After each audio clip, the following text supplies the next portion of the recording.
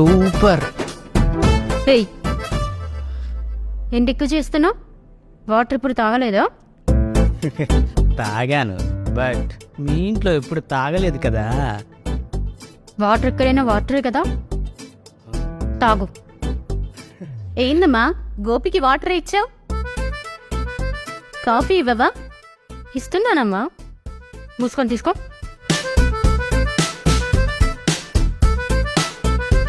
Thank you madam. Sir ఎక్కడా? Sir ఈ మధ్య హెడ్ మాస్టర్గా రిటైర్ అయ్యారు. ఖాళీగా ఉండలేక రూమ్లో కూర్చొని భగవద్గీత చదువుతున్నారు. అయితే ఒకసారి పిలవండి మేడం, మాట్లాడదాం. సరే.